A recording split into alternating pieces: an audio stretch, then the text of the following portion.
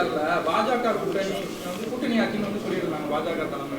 ஆனா நேற்று அண்ணாமலை என்ன சொல்லியிருக்காருன்னா அது கூட்டணி ஆட்சி கிடையாது, பாஜக ஆட்சி தான் வரப்போகுது அப்படின்னு. அண்ணாமலை எப்படியாவது அந்த கூட்டணியை குழப்பி அதை சிதறடிக்க வேண்டும் என்று கருதுகிறார் என்று நான் நினைக்கிறேன்.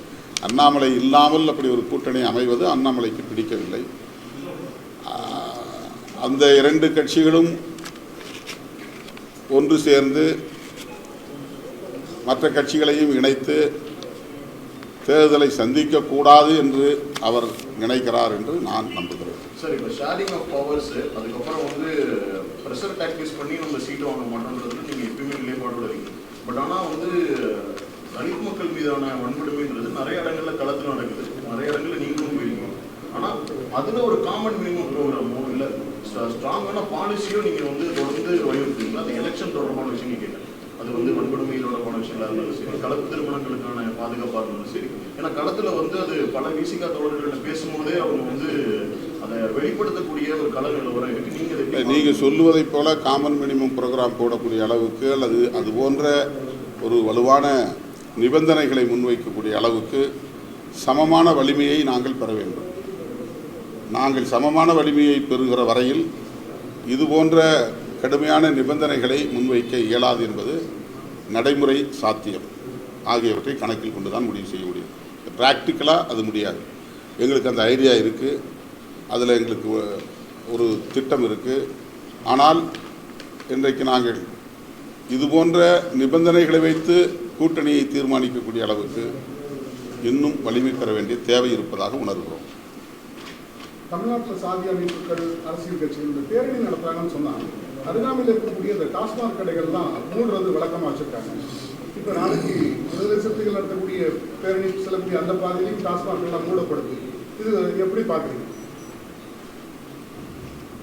நிரந்தரமாக டாஸ்மாக் கடைகளை மூட வேண்டும் என்பது எங்களுடைய கோரிக்கை. அதை திரும்ப திரும்ப நாங்கள் சொல்லி வருகிறோம். இந்த தேர்தலிலாவது திராவிட முன்னேற்றக் கழகம் நிரந்தரமாக டாஸ்மாக் கடைகளை மூடுவது குறித்து ஒரு தீர்க்கமான முடிவை எடுக்க வேண்டும் என்று நாங்கள் வேண்டுகோள் விடுக்கிறோம். ஒரு டெம்பரரி க்ளோஷர் அப்படிங்கிறது ஒரு தற்காலிகமான நிலைப்பாடு. அதில் எங்களுக்கு எந்த உடன்பாடும் இல்லை. தமிழ்நாடு மட்டுமல்ல, தேசிய அளவிலே மதுக்கடைகளை மூட வேண்டும் என்பதுதான் பாதுகாப்பானது. காந்தியடிகளை நாம் தேசிய தலைவராக, இந்திய தேசத்தின் தந்தையாக ஏற்றுக்கொள்கிற நிலையில் அவருடைய உயிர்மூச்சு கோட்பாடுகள் ஒன்றான மதுவிலக்கை பொருட்படுத்தாமல் இருக்கிறது. காங்கிரஸ் மதுவிலக்கு கொள்கையை தீவிரமாக கையில் எடுக்க வேண்டும். தேசிய அளவில் அதற்கு ஒரு கொள்கையை அவர்கள் வரையறுக்க வேண்டும். இதனால் இளம் தலைமுறையினரின் ஆற்றல் சிதைகிறது. அவர்களிடையே இருக்கக்கூடிய பிரமிக்கத்தக்க ஆற்றல்கள் இந்த மது பழக்கத்தால், போதைப்பொருள் புழக்கத்தால் கடுமையாக சிதைவடையும் நிலையை நாம் பார்க்கிறோம். எனவே ஒட்டுமொத்த தேசத்தின் நலன்களை கருதி மதுவிலக்கு கொள்கையை அனைவரும் சேர்ந்து உயர்த்தி பிடிக்க வேண்டும், அதை நடைமுறைப்படுத்த வேண்டும் என்பதுதான் என்னுடைய வேண்டுகோள், அறைகூவல்.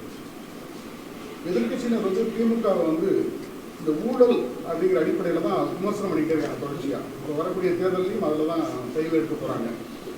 இது ஊழலற்ற ஆட்சியாக இருக்கா? ஊழல்ங்கிறது ஒரு யூனிவர்சல் ஃபினாமினா. எங்கெல்லாம் அரசு இருக்கிறதோ அங்கெல்லாம் ஊழலும் வன்முறையும் இருக்கும். ஊழலற்ற ஒரு ஆட்சி நிர்வாகம் என்பது உலகத்தில் எங்குமே கிடையாது.